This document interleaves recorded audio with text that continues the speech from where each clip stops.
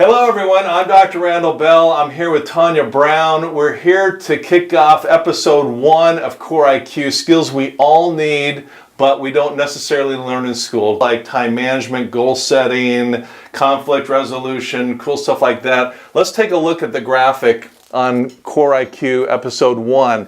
We're going to talk about emotion.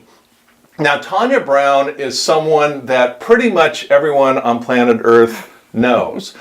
Because of course her sister lost her life a number of years ago, and we all watched the trial. Our hearts all went out to you and your family as you went through that event. So talk about emotion. You've lived it. Yeah. And what a lot of people don't know about Tanya, and we've been friends for decades, so I kind of know.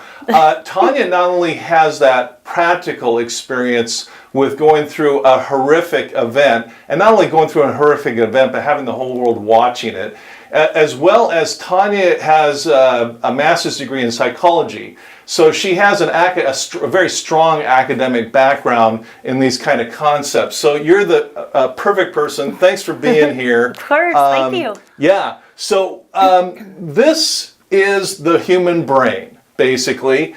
The left side is logic, and the right side with all the color is emotion. So to really kind of understand emotion, we got to understand how the human brain works. Right. And as a quick disclaimer for my medical friends, we think of the left brain logic, right side emotion and creativity. The human brain actually works both sides. Right. But this is a great kind of example and metaphor. Right. Yeah. So logic and emotion, let's just take it a point at a time, Tanya, and talk through them. Perfect. Okay, so the first one is that 90% of life is habits. You know, sleep habits, waking habits, morning habits, driving habits, work habits, evening habits. Mm-hmm. And the brain processes all habits the same. So the brain doesn't recognize a bad habit from a good habit. I mean, what do you think about that? It's just a habit. Yeah. So I'm all about rituals, and you tapped on it.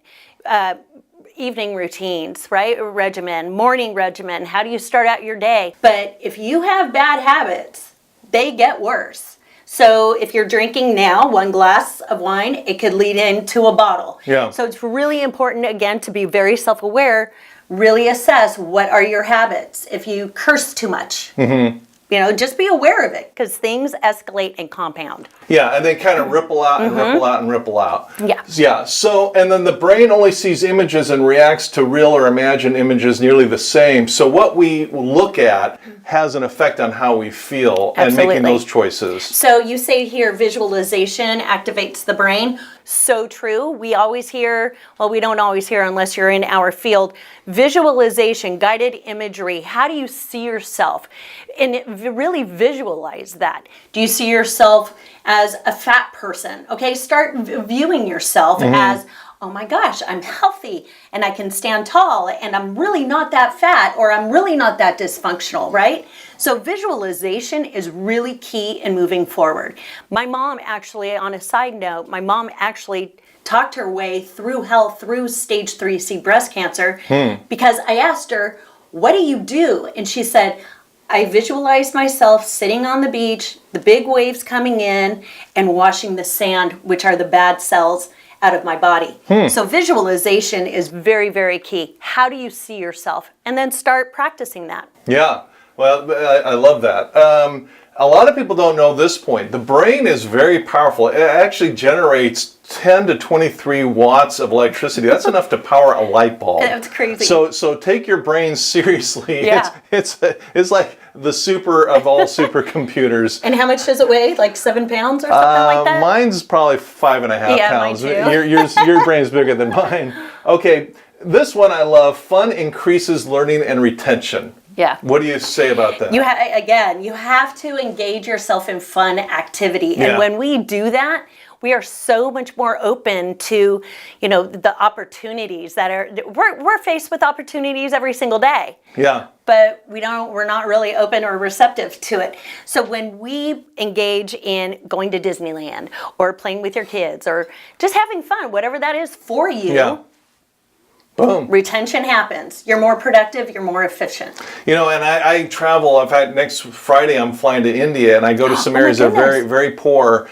But those kids find way to have fun with, a broken bottle or something. And it's really kind of inspiring to see people having fun with whatever they got. Oh my God, absolutely. I think here in the States, we think that having more is better, and we always want more. So yeah, get on YouTube and see some of the kids who are happy to kick around a bottle. Yeah, next one is the consumption of sugar. Huge. I mean, sugar's kind of like cocaine in a way. Worse. Really? Yes. Okay. Worse. Why do you say that? White paper research always says that sugar is actually more addicting than cocaine. Yeah. So that's a bummer, man. Yeah, it's a bummer. I love sugar. I know, it sucks. Oh my God, I'm the biggest sweet eater. Yeah. But the thing is, sugar is cancer thrives in sugar. Yeah. Mental illness thrives in sugar. So, I'm not saying cut out all your sugar, because you can actually go through sugar withdrawals, because it's worse than cocaine. So those withdrawals just don't stop sugar. Just add. My chiropractor, he said, instead of eliminating something, he says, add one more healthy thing to your diet, or one more healthy thing, and then every single day. Yeah. And then sugar decreases. The next one is really interesting. When there's good coaches and there's bad coaches, and a bad coach will go out to that kid on the football team and say, "Don't fumble." Yeah. So they're actually putting a negative thought in the kid's head. Exactly. Okay. A good coach will say, "Go get that touchdown. Right. You can do it. Go Yes. get that touchdown." Yeah. It's little differences in language, but they have a very big impact on behavior. Absolutely. Keeping it positive. Yeah, absolutely. We're told what not to do all throughout life. Usually, growing up, don't touch that hot stove, instead of saying, don't touch that hot stove, because what we're told not to do, we're actually drawn to that. Yeah. So say, if you do that, it's going to hurt you. So please don't do that. So I like the analogy of the football coach, because, again, our brain is so powerful. It's the one thing that will make you or break you. Yeah. Now this next one is do a chore and get your brain in a positive thing. In my book, Me, We, Do, Be, I've got lots of facts and statistics, but the one that keeps getting talked about is make your bed in the morning. And actually, I just found out the other day, some NFL star was talking to ESPN. He said he had read my book and that he was now making his bed, and he talked all about it. It's like, it's crazy. But my son Drake now makes his bed in the morning because you're 207% more likely to become a millionaire. Not that life's about becoming a millionaire, but your productivity goes up when you start with chores and being productive. Absolutely. I make my bed every single morning, except this morning, because everything happened so fast. Well, you got to run home. Exactly. Okay. But it goes back to the military days. It creates discipline. That's really, making your bed is simple, but it's huge. Okay, so Tanya, we've kind of talked about the logical side, but let's get to the fun side with emotion and creativity and this kind of thing. Dopamine motivates towards goals and gives a thrill when they're reached, and the counterfeits would be things like gangbanging, cocaine, all those negative things. But we need to get those highs, don't we? Right, absolutely. Especially, it could be, anything from technology, right? That zaps our creativity when we're always on our social media and connected to anything like an iPad, iPhone. So dopamine, it's that drive. It motivates you to get things done. It motivates you to live a better visualization. How do you see yourself? So that's the one neurotransmitter in your brain that's going to make you or break you. So dopamine, what are some positive ways to get some of those buzzes? Exercise. Yeah. Thinking positively. Again, we go back to visualization, tapping into your creativity, or going and hitting the beach, or get into the water. Again, anything that will make your heart smile. Yeah. That's what it comes down to. So there's dopamine, which we talked about, and then there's oxytocin, which is secreted with genuine loving relationships. Right. But some of the negatives the counterfeits are like sleazy movies or sleazy relationships. But keeping it on the positive side, what are some ideas of generating that oxytocin high? A hug. We get in trouble for touching people. We get in trouble for hugging people. Right. But that is like the one thing, if you can hug somebody for like 15, 20 seconds, it actually increases the oxytocin. But also, like, if you're in a relationship, just touching somebody's hand, or if you're, just rub your fingers through somebody's hair, or give them a rose, a flower, whatever that is. It's basically paying attention and acknowledging the other person can increase that. Yeah, and I totally respect the Me Too movement. I totally get it. But you're right. Sometimes you're paranoid to just say hello or that kind of thing. The one thing I like about you is every time I see you, I get a big hug. Absolutely. I'm all about hugs. Yeah. So dopamine, oxytocin, serotonin flows when we feel important or we feel like we've contributed. The counterfeits are like gang banging, crime, bullying, also secretes serotonin. Right. But on the positive side, we all want to feel like we belong with our tribe or our group or whatever. What do you think about that? Again, it goes back to the sense of community. Again, we are so connected to technology that if you put that aside and you actually connect with one another, it increases serotonin. Yeah, love it. And then endorphins come from laughter or exercise. Yes. Exercise is a big one. The runner's high is actually a very real chemical, transaction, if you will. The counterfeit would be something like morphine, where you try and get that runner's high, but you're doing it artificially through a drug. A drug, Yeah. exactly. And we're seeing a huge thing on that. So I work in the world of recovery and addiction, and I asked a young man one time, I think he was 24, and I said, I go, what drives you to use heroin? Yeah. And he says, it's like a warm hug from my mother. And so we need to find another way to get that connection and to get that love. So that runner's high, exercise, laugh, again, all of these chemicals in your brain play a huge role in your overall mental and emotional well-being. It's fascinating. Endorphins, serotonin, oxytocin, dopamine, all of these are drugs that you and I are familiar with. And when I'm working at the homeless shelter or volunteering at the homeless shelter, I tell these homeless men and women, I say, go get high. Yeah. And everybody's looking at me like, who's the idiot? Go get high. And I'm saying, there's counterfeit ways of getting high. The cocaine and the heroin and the LSD and the whole thing. Exactly. But so we know about the counterfeits. But what people forget in the conversation is that there are positive ways to get high. Exactly. Get a runner's high. Right.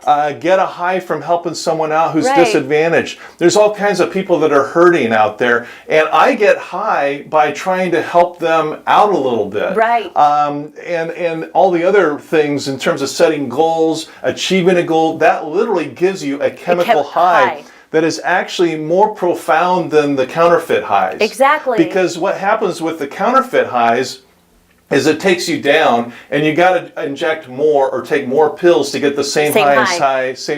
It's a downward spiral. Exactly. There's never a happy ending. Have you ever met a single person that says, hey, I use cocaine and life's getting better, and you see them 10 years later, if they're still alive, and they're like at the top of the world. It's one way. It's down. It's going down. But the opposite's true, that if you're doing positive things that generate authentic highs, just life keeping getting better. Absolutely. Again, I work in the world of recovery, and a girlfriend of mine, she's got 8 years or 9 years now, and she says, oh my gosh, she goes, my life is so great. And I mean, she was addicted to like fentanyl. She had a fentanyl patch and huge alcoholic. She really was a hot mess, and I'm so proud of her for getting her life together now. She's succeeding. She works in the world of recovery. She's awesome. But the people who are in recovery and really work at finding those healthy highs are so much healthier than the people who don't practice self-care. Yeah.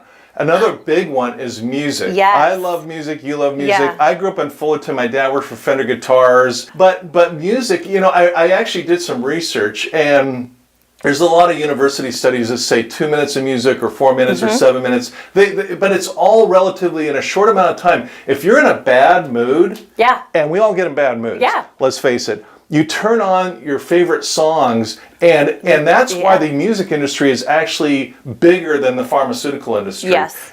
Because music is so powerful. Where else can you fill in a stadium with 30,000 people? I know. Just loving every minute of it. Exactly, having fun. So we want to sustain that, right? So it goes back to energy. Our brain is all energy. Yeah. So say, for example, if you are like on edge, you're irritated, or you're just stressed and you don't even really know why, and put on Pandora soundscapes, okay? If you need, so as a speaker, Yeah, my radio in my stereo in my car is rarely on. It's usually when I'm on my way to speak, then I'll listen to like, Fleetwood Mac or sometimes Katy Perry or Pink, whatever the energy. So I get pumped up. Yeah. So we are all energy. Music is energy. And I've heard that a smile and music is the universal language because we all smile or can smile. I'm encouraging you to smile. And we all have music. Yeah. And this next point is awesome. We remember less of what people said, but we do remember how they made us feel. Exactly. So that's another big part of the whole emotional brain. And I think that's very important. I have purged friendships that I've had for 20 years, just in recent months, probably, and one that I've known for 26 years. Why? Because if somebody doesn't add value to your life, then why are you engaging with them?